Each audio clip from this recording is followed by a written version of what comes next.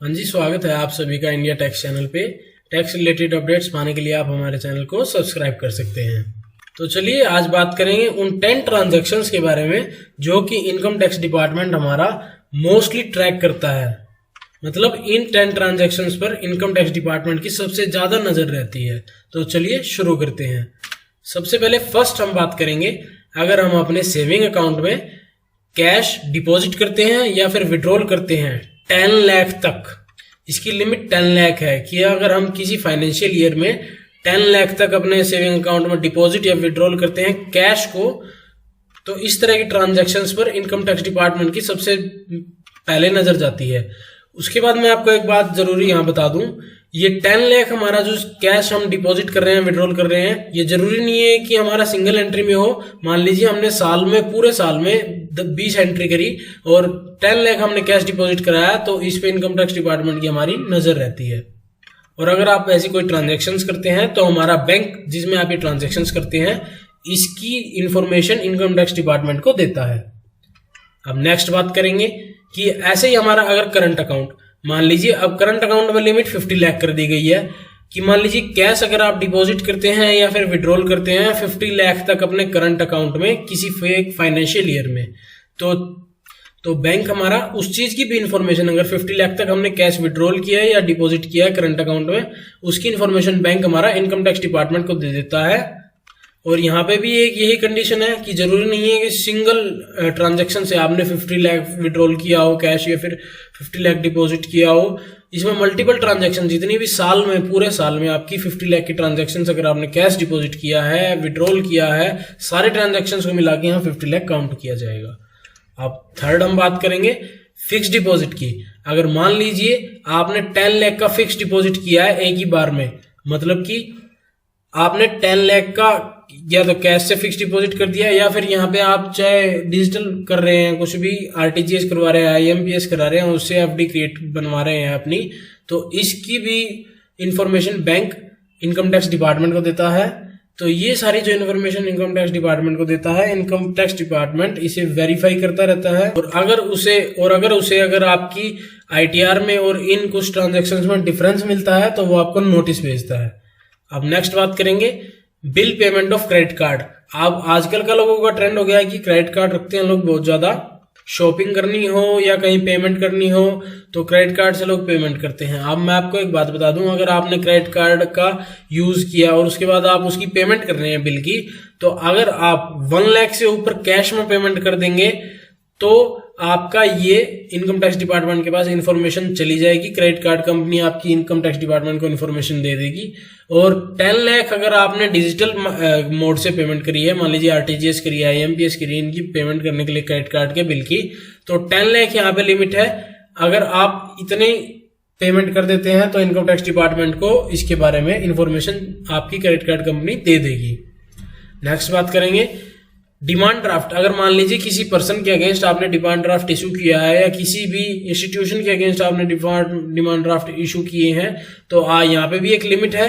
अगर आप कैश से डिमांड ड्राफ्ट बनवा रहे हैं पूरे साल में, आपके पास 10 लाख रुपए तक की छूट है। अगर आप इससे ऊपर करते हैं तो इनकम टैक्स डिपार्टमेंट के पास आपकी इंफॉर्मेशन जाएगी और ये आपकी ट्रांजेक्शन हाई वैल्यू ट्रांजेक्शन में गिनी जाएंगी। अब बात करते हैं परचेज।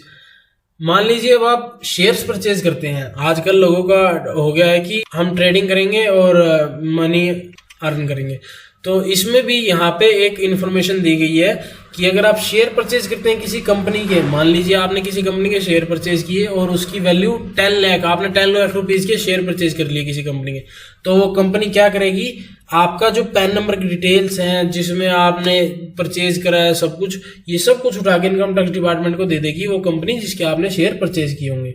अब ऐसा ही हमारे म्यूचुअल फंड्स के केस में है। अगर आप म्यूचुअल फंड्स परचेज करते हैं 10 लाख के किसी कंपनी के, चाहे आप वो कैसे भी कर रहे हैं, कैश से, आरटीजीएस से, आईएमपीएस से, तो भी इनकम टैक्स डिपार्टमेंट को आपकी जो कंपनी है जिसने आपने म्यूचुअल फंड्स खरीदे हैं, वो इनकम टैक्स डिपार्टमेंट को आपकी सारी इन्फॉर्मेशन दे देगी। अब next purchase of foreign currency. अब मान लीजिए आप कहीं बाहर घूमने जाते हैं, विदेश घूमने जाते हैं, और उसके लिए आपको फॉरेन करेंसी की जरूरत पड़ती है, तो आप फॉरेन एक्सचेंज से अपनी करेंसी मनी को एक्सचेंज करवाते हैं डॉलर्स में मान लीजिए और किसी करेंसी में। तो अगर आपने 10 लाख से ऊपर ज़्यादा फॉरेन करेंसी ली है, तो इसकी भी इंफॉर्मेशन जो आपका फॉरेन एक्सचेंज डीलर होगा जिससे आप अपनी करेंसी को कन्वर्ट कराते हैं, वो इनकम टैक्स डिपार्टमेंट को दे देगा। ये ट्रांजैक्शन इनकम टैक्स डिपार्टमेंट के पास चली जाएगी। अब 9th है हमारा परचेज ऑफ लैंड। अब मान लीजिए कि आपने कोई लैंड परचेज करी। अब मैं आपको एक बात बता देता हूं कि आपको सभी को पता होगा इस बात का कि जो हमारी रजिस्ट्री की वैल्यू होती है प्रॉपर्टी की और जो मार्केट वैल्यू होती है ये बिल्कुल डिफरेंट होती है। जो हमारी रजिस्ट्री वैल्यू होती है ये कम होती है, मार्केट वैल्यू हमारी ज़्यादा होती है। तो अब जो रजिस्ट्री वैल्यू है, मान लीजिए अगर 30 लाख तक की आपने कोई प्रॉपर्टी को परचेज किया तो इनकम टैक्स डिपार्टमेंट के पास आपका रजिस्ट्रार जहां आप रजिस्ट्री करवाएंगे इंफॉर्मेशन नहीं देगा कोई भी। अगर मान लीजिए आपने 30 लाख से ज़्यादा की कोई रजिस्ट्री करवाई है तो आपका रजिस्ट्रार इसकी इंफॉर्मेशन इनकम टैक्स डिपार्टमेंट को देगा और ये आपकी high value transactions capital gain इस पे सब कुछ काउंट होगा और ये आपको अपनी आईटीआर में शो करना होगा। अब नेक्स्ट आ जाते हैं लास्ट जो हमारे ये सबसे मेन इंपॉर्टेंट पॉइंट है। अगर मान लीजिए कोई आप कार खरीदने जा रहे हैं या आपने कोई मशीनरी परचेज करी, आप मैन्युफैक्चरिंग करते हैं, आपने कोई मशीनरी परचेज करी या आपने कोई फार्मिंग करते हैं, ट्रैक्टर परचेज किया, तो आप 2 लाख रुपए तक की ही पेमेंट कैश में कर सकते हैं। इससे ज़्यादा आप कैश में पेमेंट नहीं कर सकते। आप चाहे कुछ भी चीज़ परचेज कर रहे हैं, मान लीजिए आप कार परचेज कर रहे हैं, आप या कोई मशीनरी परचेज कर रहे हैं, आप नई कोई भी चीज ला रहे हैं, मान लीजिए आपने कुछ फर्नीचर लिया है आपने मान लीजिए 5 लाख तक का, तो आप 2 लाख तक ही कैश पेमेंट कर सकते हैं। कैश पेमेंट अगर कोई 2 लाख से ज्यादा करता है तो इसकी इंफॉर्मेशन जो आप जिससे आप परचेज करोगे वो सेलर आपकी ये इंफॉर्मेशन इनकम टैक्स डिपार्टमेंट को दे देगा। और ये इन्फॉर्मेशन सारी इनकम टैक्स डिपार्टमेंट के पास क्यों देते हैं सभी जो मैंने आपको 10 ट्रांजेक्शन्स दिखाई? क्योंकि इनकी ड्यूटी है कि अगर आपने ये परचेजिंग करी है, शेयर परचेजिंग, म्यूचुअल फंड्स और हाई वैल्यू ट्रांजैक्शन है, सेविंग बैंक में 10 लाख रुपीज से ज्यादा कैश डाला है, करंट अकाउंट में 50 लाख से ज्यादा डाला है, तो ये इनकी सबकी ड्यूटी है कि इनकम टैक्स डिपार्टमेंट को आपकी इन्फॉर्मेशन देंगे। अब करते हैं मेन बात। जैसे कि ये 10 ट्रांजेक्शन्स इनकम टैक्स डिपार्टमेंट के पास जाती हैं, तो income tax department in transactions का करता क्या है? तो income tax department in transactions को चेक करता है और फिर कंपेयर करता है आपकी आईटीआर से जो कि आपने फाइल कर रखी है। अब मान लीजिए मैंने आईटीआर तो फाइल करी 5 लाख रुपीज तक की, तो मैंने 5 लाख इनकम शो करी अपनी आईटीआर में और मैं एक्सपेंसेस कर रहा हूँ, सेविंग अकाउंट में अपने बैलेंस डाल रहा हूँ 10 लाख रुपीज से ज्यादा, या फिर परचेज कर रहा हूँ कार 20 लाख की, तो मेरी इनकम तो इतनी है नहीं और मैं एक्सपेंसेस इतने कर रहा हूँ, तो कहाँ से कर रहा हूँ? तो इसलिए income tax department in transactions पे बिल्कुल नजर रखता है और कंपेयर करता है इसे आपकी आईटीआर फाइल से, कितनी आपने इनकम शो करी और कितने आपके एक्सपेंसेस हैं। आप कहीं अपनी इनकम कम तो शो नहीं कर रहे, टैक्स कम तो पे नहीं कर रहे अपनी इनकम पर।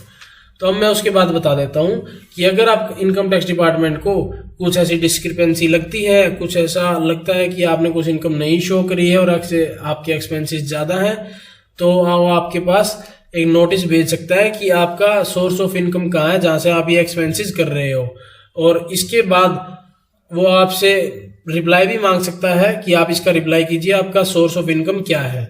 अगर मान लीजिए आपके पास कोई सेटिस्फाइड रिप्लाई नहीं है, आपने कुछ रिप्लाई किया और इनकम टैक्स उससे सेटिस्फाइड नहीं है, तो वो आपके ऊपर पेनल्टी भी इम्पोज कर सकता है और इसके साथ साथ डिमांड भी कर सकता है आपसे टैक्स की, जो आपकी इनकम उसे लगेगी। अब उसके बाद मैं आपको बता दूं, ये जो आपकी ट्रांजेक्शन है सारी, इन्हें कहते हैं SFT, statement of financial transactions. High value transactions जो आपकी होती हैं ये सारी इन्हीं में काउंट होती हैं। तो अब उसके बाद अगर आप आईटीआर फाइल नहीं करते, तो ये मैं आपको बता दूं, अगर आपकी 2.5 लाख ईयरली इनकम है, उससे ज्यादा है, तो आपको आईटीआर फाइल करनी कंपल्सरी है। अब मान लीजिए आपने इतनी बड़ी बड़ी ट्रांजैक्शंस कर दी, लोगों को पता नहीं होता इन ट्रांजैक्शंस के बारे में। अगर मान लीजिए कोई सेल ऑफ लैंड के लिए, परचेज के लिए ये ट्रांजैक्शंस कर दी, तो अब वो अपनी आईटीआर फाइल नहीं कर रहे हैं, तो इनकम टैक्स डिपार्टमेंट सबसे पहले इन्हीं पर्सन्स को नोटिस भेजता है और इनसे टैक्स की फिर डिमांड करता है। तो आपको स्क्रूटनी के केसेस भी हो सकते हैं, तो अपनी आईटीआर जरूर फाइल करें और जितनी इनकम आपको रेलिवेंट है, बिल्कुल आपकी जेन्युइन इनकम है, उसको जरूर शो करें। अब नेक्स्ट आ जाते हैं हम where to know these transactions. अगर आपने पूरे साल में ऐसी कोई ट्रांजेक्शन्स करी हैं तो आपको कैसे पता चलेगा कि आपने ट्रांजेक्शन्स करी हैं? तो इसके लिए आपने फॉर्म 26A देखना है। ये फॉर्म 26A कहाँ से मिलता है? ये फॉर्म 26A जो होता है, अगर आप जब अपने इनकम टैक्स की रिटर्न को फाइल करने जाते हैं तो अपने पोर्टल पे जब आप लॉगिन करेंगे अपने पैन नंबर से, तो उसके बाद आप फॉर्म 26S को देखिएगा। उसमें आपकी ये सारी ट्रांजैक्शंस, अगर आपने 10 ट्रांजैक्शंस में से कोई भी ट्रांजैक्शन करी होगी तो सारा का सारा आपका डाटा इस फॉर्म 26AS में आ चुका होगा।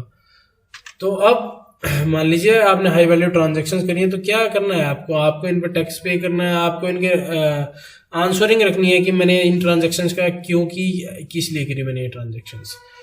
तो अब मैं आपको बता दूं, ये जो मैंने कुछ डिडक्शंस लिखी हैं ITR की, हमारी ATC, ATD, NPS deposit, HRA, wrongly claim, तो मैं आपको बता दूं ITR फाइल करते वक्त इन सभी डिडक्शंस को भी गलत क्लेम मत कर लेना। मतलब आपने कुछ ATC में पैसा डाला ही नहीं है, 1.5 लाख तक की छूट होती है इसमें। अगर आपने इसमें पैसा डाला नहीं है और इसे रॉन्गली क्लेम कर रहे हो तो भी इनकम टैक्स डिपार्टमेंट आपको नोटिस दे सकता है।